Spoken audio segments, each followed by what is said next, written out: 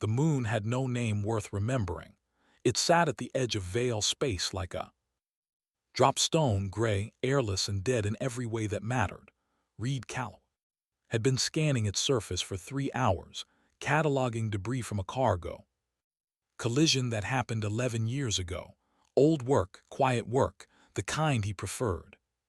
He was crouched beside a rusted fuel housing, running his scanner over the serial plate when the ground lit up orange beneath his boots. He looked up. Something was falling through the dark sky above him, fast, trailing fire breaking apart in long, bright streaks, not a meteor. The shape was too clean, too deliberate. In its design before the fire got to it, a ship, a veil ship by the silhouette. That long, curved hull they preferred, like a folded wing made of black stone. It hit the surface 3 kilometers north, and the impact shook the ground hard enough to knock Reed off his feet. He sat there for a moment in the dust. Then he picked up his toolkit and walked toward it. The crash site was still venting when he arrived. Gas from the ruptured drive coils curled upward in thin white columns. The hull had split along the center seam and one end had buried itself half a meter into the rock. Reed moved around the outer edge carefully, reading the damage with his eyes the way Sarek had taught him years ago, what the outside tells you about the inside before you ever step through a hole. He found the breach point on the port side and climbed in. The interior was dark except for emergency lighting, a dim red glow that made everything look like it was already burning. Reed counted 4 Veil crew members in the forward compartment. None of them were breathing. They were large beings. Even in stillness, heavy-scaled, their wings folded under them in the cramped space. Like collapsed sails, Reed checked each one quickly and moved on. He found the 5th in the rear compartment. Alive. Barely. The Veil male was enormous, easily 3 times Reed's mass, with a wingspan that had no room to exist in this wrecked space. Both wings were broken. Reed could see that immediately. The angles were wrong, the membranes torn. A structural beam from the ceiling had come down across his lower body, pinning him to the floor. His fire glands, the twin organs behind the jaw that gave Veil their flame, were ruptured and leaking. The fluid they produced was luminous, pale gold pooling slowly beneath him. The Veil's eyes opened. They were amber, lit from within the way all Veil eyes were, though the light was very dim now. "Leave," the Veil said. His voice was deep and rough and carried the weight of someone who was used to being obeyed. Reed crouched down and opened his toolkit. "I can see the ship's crest from here," Reed said, nodding toward the wall where the royal seal of the Sareth bloodline was still visible through the soot. "So I know who you are. That doesn't change what I'm about to do. I am commanding you to leave." "I heard you." Reed pulled out the thermal sealant, a compound designed for hull breaches, thick and fast hardening. He had used it on living tissue once before, on himself during a bad salvage run 2 years ago. It had worked. "You're losing fluid from both glands. If I don't slow that now, the heat inside your chest drops below the threshold and your organs fail, so hold still." The Veil made a sound that was half growl and half something else, not quite pain, but close to it. "You would touch a prince of the Sareth line without permission." "I'd touch anyone who was bleeding out on a dead moon." Reed applied the sealant carefully around each rupture point, working fast. The fluid was hot against his gloves but not burning. The compound caught and held. "You can punish me later." The prince said nothing after that. Either he was too tired or something in Reed's manner had reached him past the pride. Reed chose to believe the latter because it made the work easier. The beam was the harder problem. Reed left the prince for a few minutes and went back through the wreck, pulling pieces as he went. A hydraulic jack from the maintenance locker, still functional. A length of support strut to use as a brace. He brought them back and rigged a lift point above the beam, working the math in. His head load angle where the pressure would transfer. It took 40 minutes. The beam came up slowly, groaning, and Reed braced it with the strut before it could shift wrong. He went back to the prince and looked at him. "Can you move?" A long pause. Then with enormous effort the veil moved, dragged himself sideways. With his arms, wings dragging useless behind him until he was clear of the beam. Reed watched every centimeter of it and did not look away. Outside the ship, Reed had a sled, a flat cargo mover from the Ardent Hand, rated for 300 kilograms. The prince was more than that, but the moon's low gravity helped. Reed got him onto the sled. He got him across 3 kilometers of gray rock. He got him up the ramp and into the cargo hold. Driven Val Soreth, heir to the Draconis sovereignty, crown prince of the oldest empire in the Arden Expanse, lay unconscious on the floor of a human salvage ship.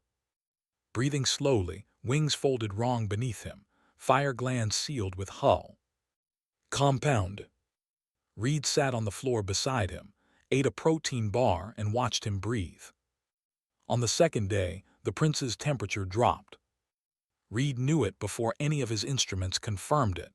The cargo hold had been noticeably warmer with Driven in it, a low ambient heat that radiated off Vale.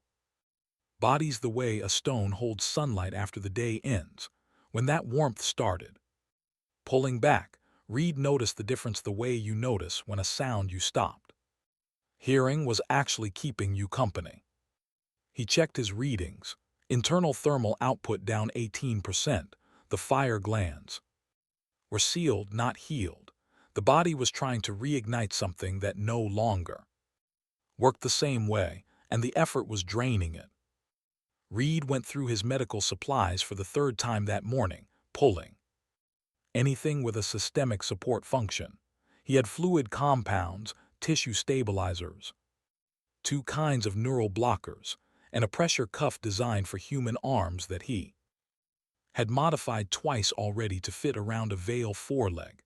None of it was meant for this, all of it was being used for this anyway. He was cross-referencing a Vale biological text on his datapad, one he had downloaded from a black market academic archive 2 years ago out of nothing more than professional curiosity, when Lyra's voice came through the comm. "Reed," a pause, "talk to me." "Working," he said. "I did some checking. The Sovereignty has 3 search fleets active in your sector. They are looking for a royal courier vessel. They are not being quiet about it." Another pause, longer this time. "Reed, if you are carrying what I think you are carrying, you need to tell me now. Give me 48 hours. That is not an answer. It's the one I have." He set down the datapad. 48 hours, Lyra, then we talk." She cut the channel. Reed knew she was angry. He also knew she would give him the 48 hours because she always did, and because somewhere underneath the frustration she understood the thing he could never fully explain, that walking away from an unfinished job was physically impossible for him, the way it is for certain people, and she had known him long enough to stop arguing with it.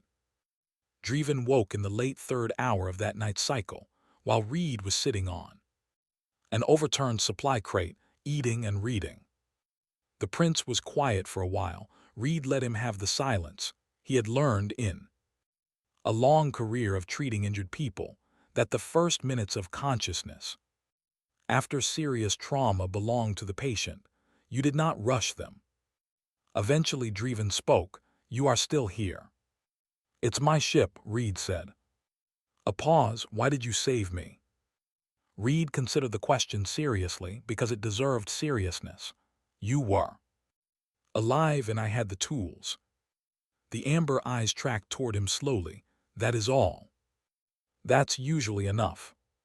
Driven seemed to process this for a long moment. Then, "You knew who I was from the ship's crest, you said so."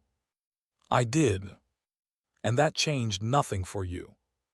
Reed set down his food.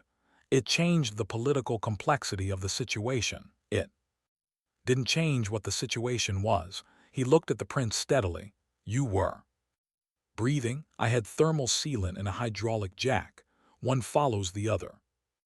Dreven looked at the ceiling of the cargo hold. It was not a beautiful ceiling.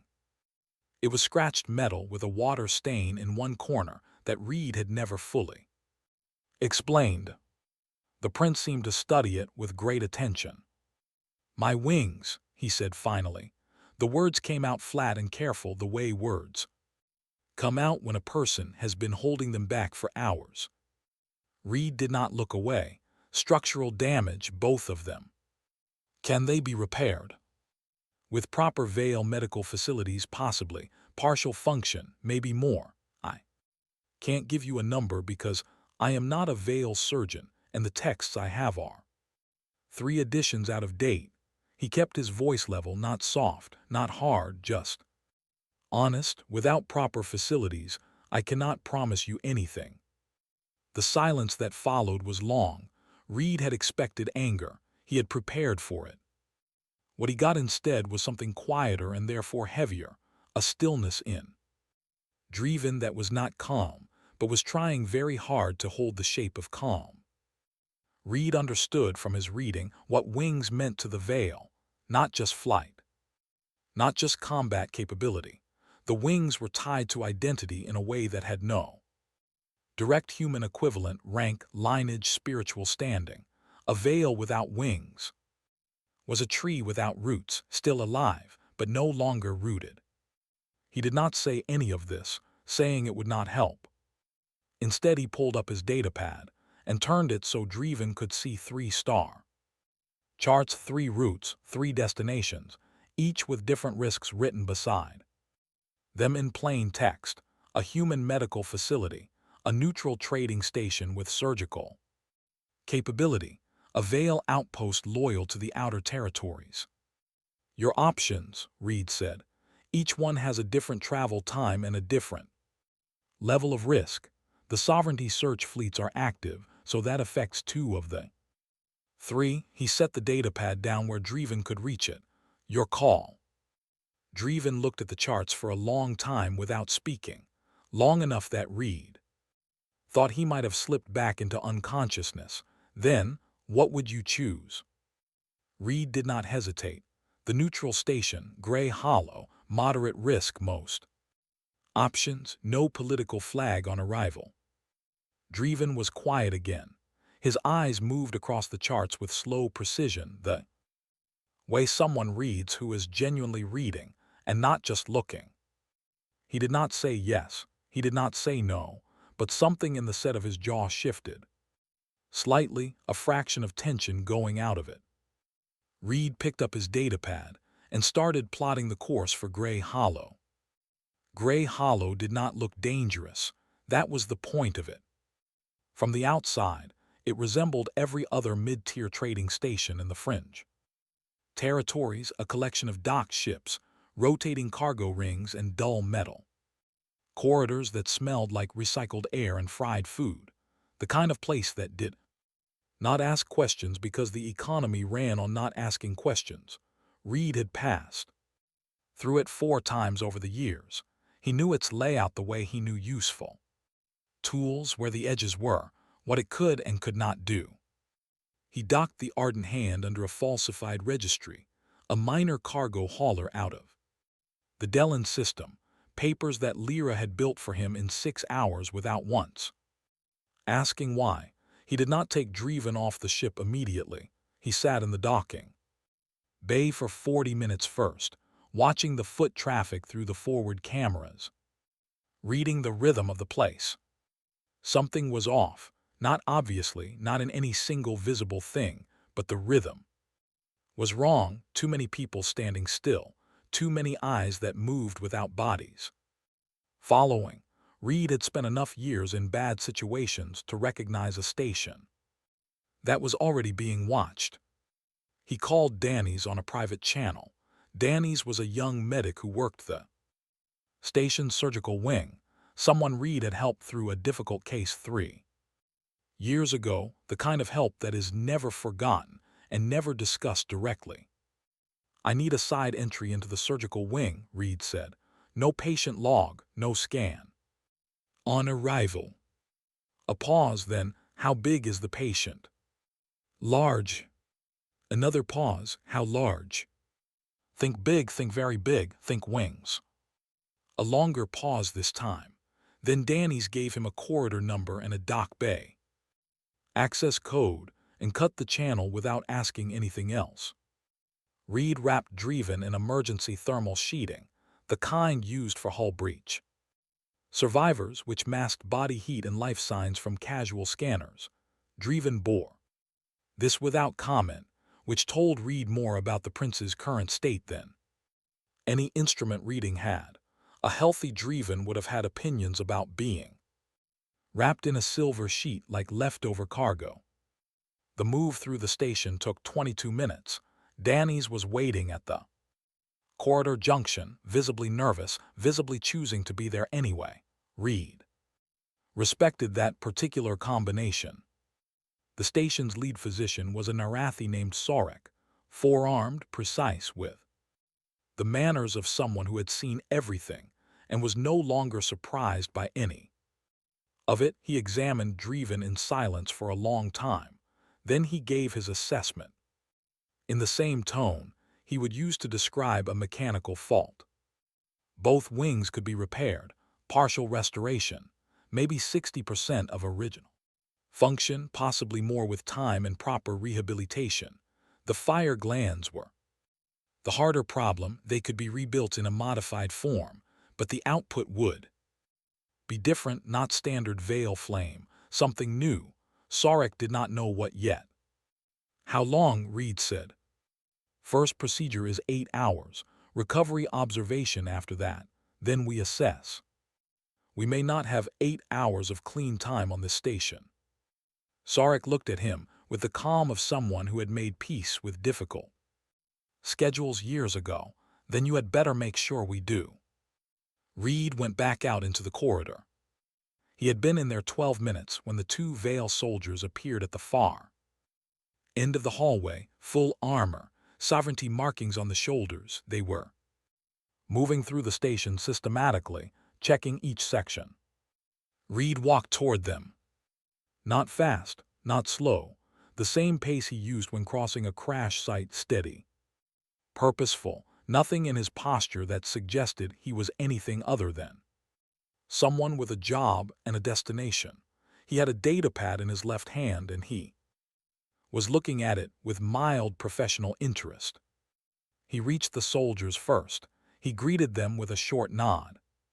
Medic, one of them said, reading his station badge, a temporary contractor tag that Danny's had issued him. Contractor, Reed said. Just finished intake on a Veil laborer docking injury. Came in an hour ago on a freighter from the Callan run. He held out the datapad. Forged intake form, forged ship registry, forged crew manifest. He had built all of it in the 4 hours after Dreven went under for prep. Broken shoulder joint and some membrane bruising. Nothing critical. He's in recovery bay 7 if you need to verify. The soldier took the datapad and read it. His partner watched Reed's face. Reed let his face be bored. Not too bored. A person who worked with injuries all day had a specific kind of tired that was different from guilt. He wore that instead. The soldier handed the datapad back. We'll verify the registry. The ship logs should be up in the main dock system, Reed said. Came in about 90 minutes ago. Bay 12, I think. They moved on. Reed continued down the corridor without changing his pace. He went around the corner, counted to 10, and let out one slow breath. Through the small window of the surgical prep room, Dreven had been watching. Reed went back in and sat down next to the door. They'll come back with a verification team, probably 6 hours. Dreven looked at him steadily. You walked toward them. It's faster than running. They could have taken you. They could have. They didn't. Reed pulled out his datapad and opened a new file. We have 6 hours before that becomes a problem again.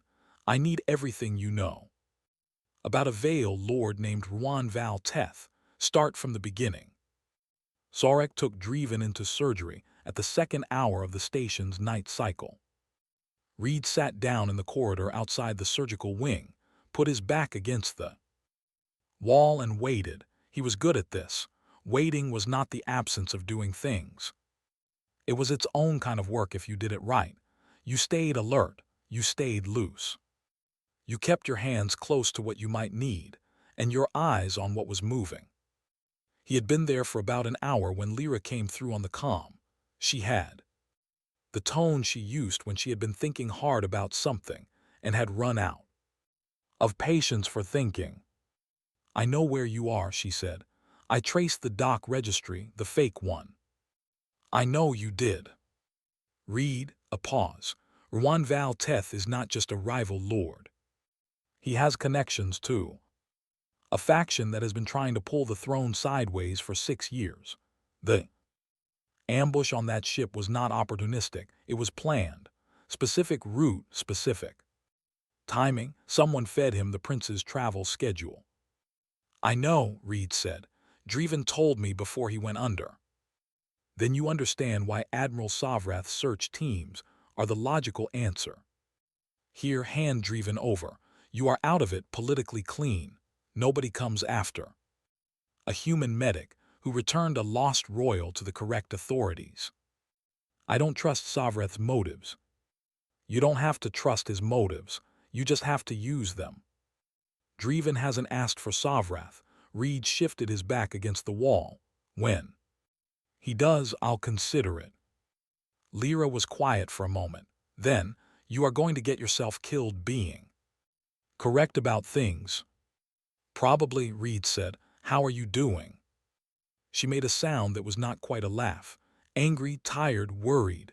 A pause. 40 minutes out if you need me. I know, thank you, Lyra. She cut the channel. Reed worked for the next 3 hours. He pulled the navigational logs he had copied from the wreck on Ural 7, raw data unprocessed, 3 separate files, and began building them into something readable.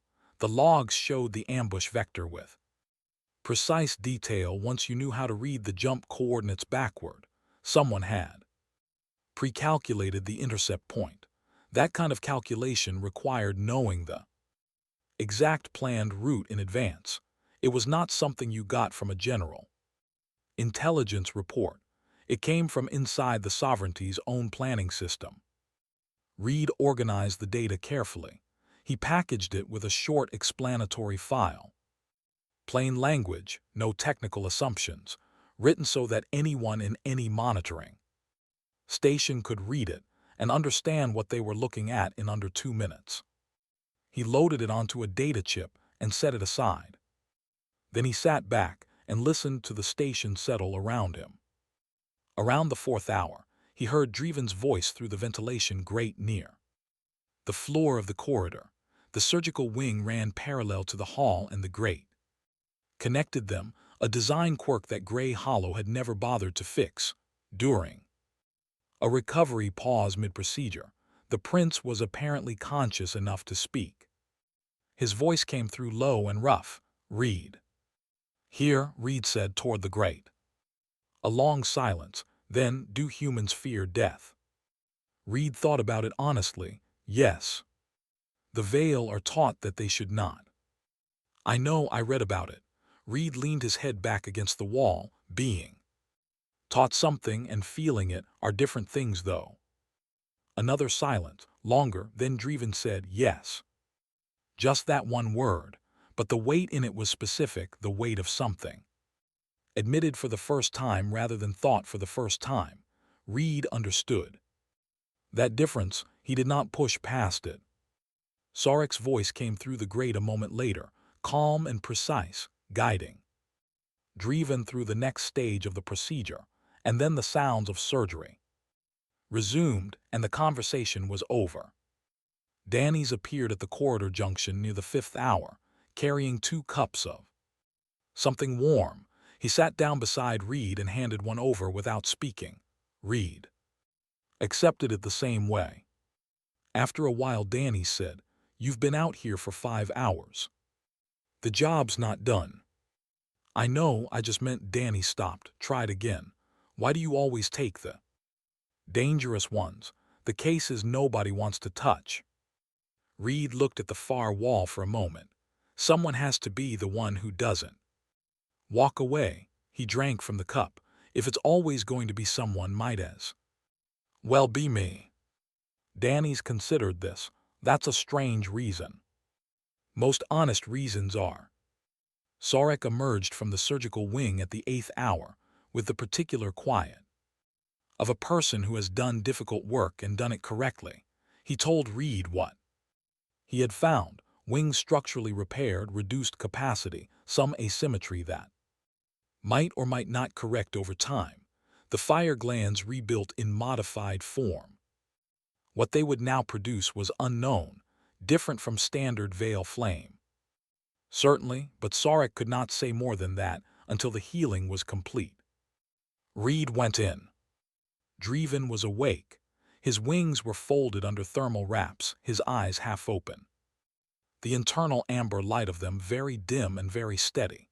He looked at Reed the way people look at something they expected to be gone. "You stayed," the prince said. "You knew I would," Reed said. A pause. The dim amber eyes did not move from his face. "I did not," Dreven said. "But I hoped." Reed pulled a chair close and sat down.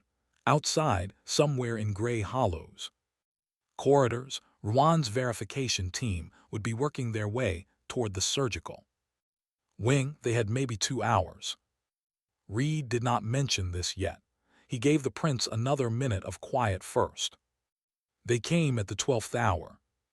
8 soldiers this time, full sovereignty armor, helmets sealed, weapons visible, but not drawn. Behind them, a legal officer in formal gray, carrying a document case.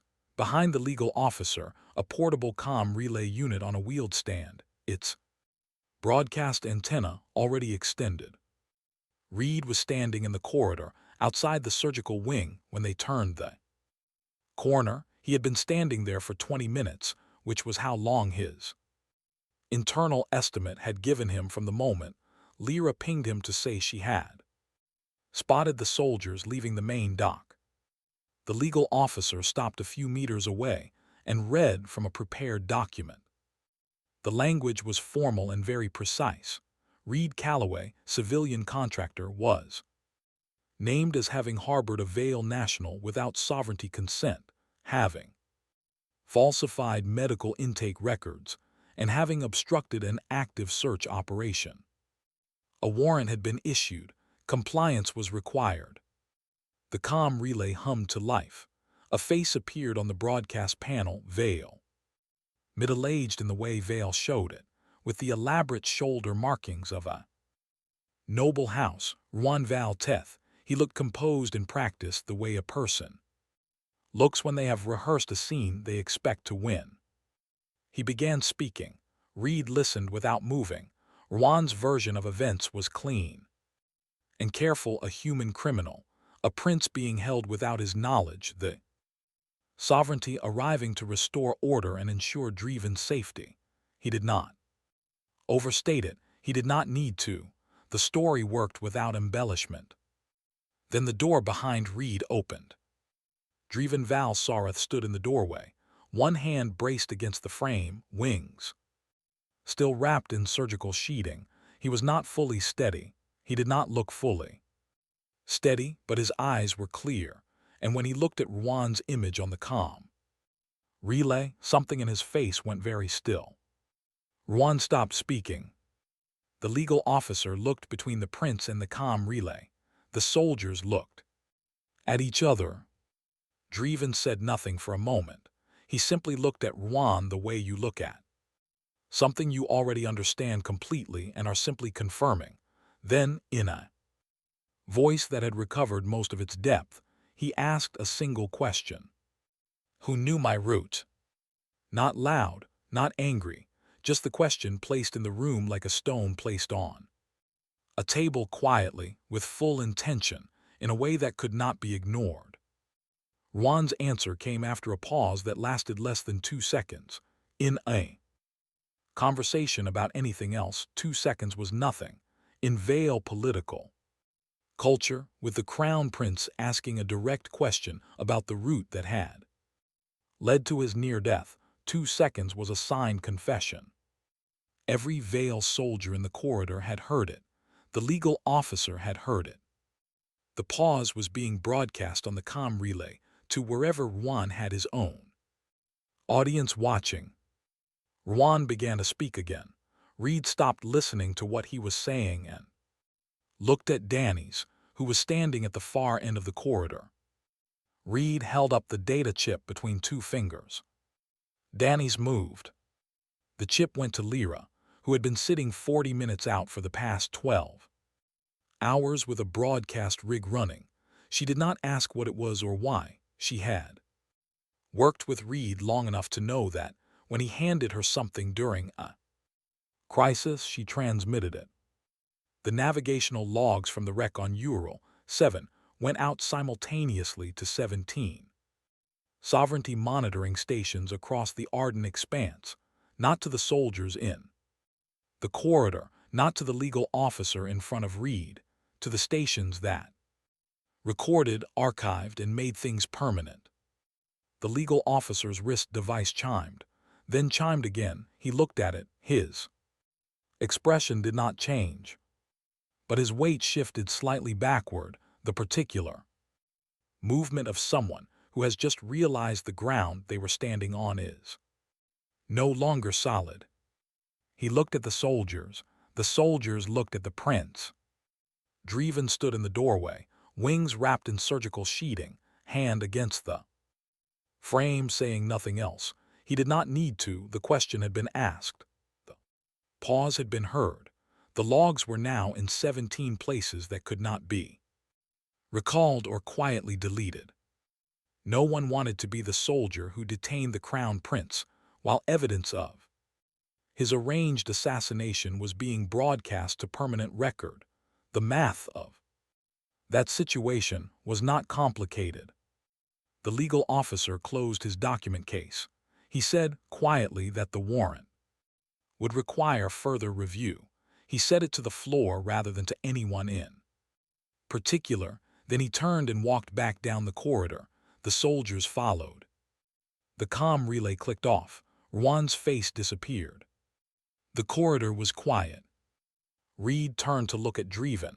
The prince was studying him with an expression that was harder to read than most, not gratitude exactly, not surprise exactly, something in the territory between those things.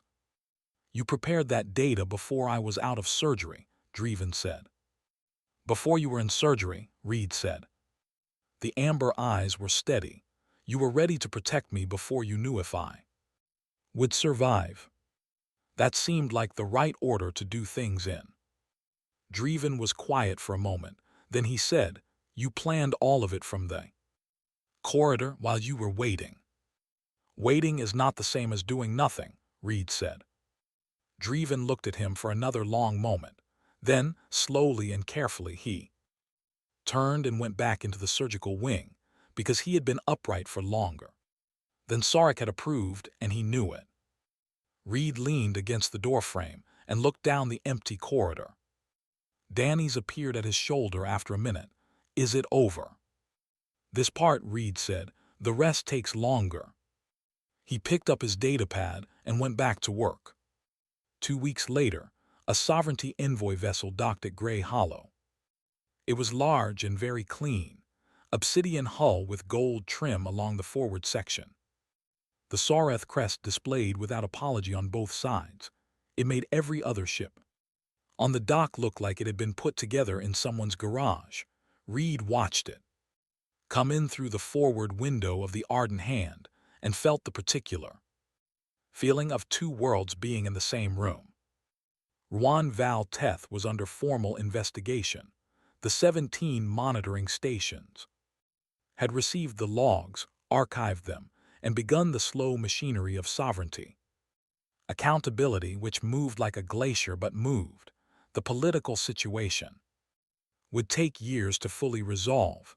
That was not Reed's problem. His part was done. Lyra was standing beside him. Danny's was there too, having taken half a day off from the surgical wing for reasons he described as personal business and did not elaborate on. They watched the envoy ship settle into its dock.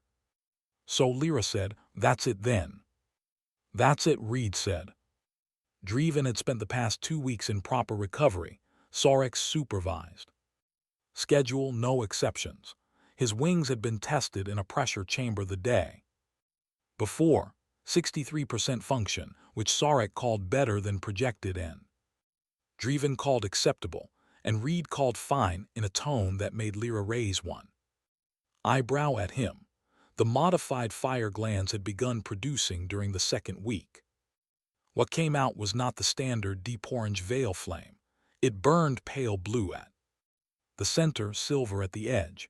Sarek had never seen it before. Dreven had looked at it for a long time without speaking. The envoy vessel's ramp came down, and a formal escort party emerged, 6 guards in dress armor, 2 political attendants, 1 senior officer who looked like he had memorized a schedule and intended to follow it precisely. They waited at the base of the ramp. After a moment, Dreven came down the station corridor from the medical wing. He was walking without support now, his wings folded close, his posture carrying the kind of straightness that had been there from the beginning, even when the rest of him was held together by thermal sealant and Reed's guesswork. He was in plain veil traveling clothes rather than formal dress. This appeared to mildly alarm the political attendants, who said nothing. The escort moved to form up around him. Dreven stopped walking. He turned from the dock entrance and walked in the other direction, toward the far end of the bay where the Ardent Hand was parked, where Reed and Lyra and Danny's were standing. The senior officer took 2 steps after him and then stopped, apparently deciding that following the Crown Prince, when he had clearly chosen a direction, was not actually his job. Dreven walked the length of the dock and stopped in front of Reed. He was taller by a significant margin. He looked down at Reed with the amber eyes that had more light in them now than they had on the first day, and his expression was the careful, specific expression of someone who has decided to do something, deliberate, and is doing it correctly. Then slowly he opened his wings. Not partway, fully, the full span there on the open dock in front of his escort, and the political attendants, and the station security feeds, and whoever happened to be passing through Gray Hollow at that hour. The wings were not the same as they had been before the crash. The right edge carried a slight angle that had not been there originally, and the color had shifted in the membranes threaded through. Now with the same pale silver that appeared in his new flame, they were different. He opened them anyway. And then he waited. Reed knew what this meant. He had read about it in the same archive where he had learned veil anatomy, a footnote in a cultural study, 2 paragraphs long, written by a researcher who had spent time in the outer sovereignty territories. Veil did not open their wings fully in front of others easily or casually. It meant, I am showing you what I am, not the title, not the armor, the actual thing. Reed stepped forward. He raised his right hand and placed it against the leading edge of the left wing lightly, the way the text had described, not gripping, just present, touching the edge of something offered. He stayed like that for a moment. Then he lowered his hand and stepped back. Dreven held the wings open for another few seconds. Then he folded them, slowly and deliberately, and looked at Reed. "You will be remembered in the Sareth line," he said. Reed started to say something about how he had only done the job in front of him. Dreven stopped him with a look that was not unkind, but was absolutely firm. "I know what you did," the prince said. "I know why you did it. Do not take that from me by making it small." Reed closed his mouth. "Will you be all right?" he said instead, because it was the question he always asked, and he meant it the way he always meant it, not as a courtesy but as a real inquiry from one person to another. Dreven considered it seriously, the way he had learned to take Reed's questions seriously over the past 2 weeks. "I will be different," he said. "I think that may be better." A pause. "I think different may be something I was in need of." He turned and walked back across the dock toward his escort. He did not look back.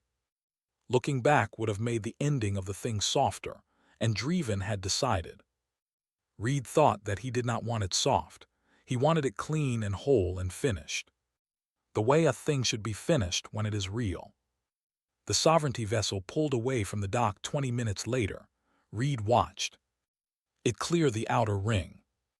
Lyra said, "So, what exactly was that?" "That was a dragon prince opening his wings," Reed said. She waited. He did not add anything else. He picked up his toolkit from the floor beside the Ardent Hands ramp, slung it over his shoulder, and started walking. "We have a salvage contract in Sector 9. Departure window is in 3 hours. Let's not miss it." Lyra looked at the empty space where the envoy vessel had been. Then she looked at Danny's. Danny's looked back at her with the expression of someone who has recently learned something true about the way the world works and is still sitting with it. Lyra picked up her own bag and followed Reed up the ramp. Behind her, the dock was quiet. Grey Hollow went back to its business. The coffee in the station canteen was getting cold. Ships came in and ships went out, and nobody standing in that bay would ever know that something had happened there that would eventually be told in a language they did not speak, in a court they would never see for a very long time.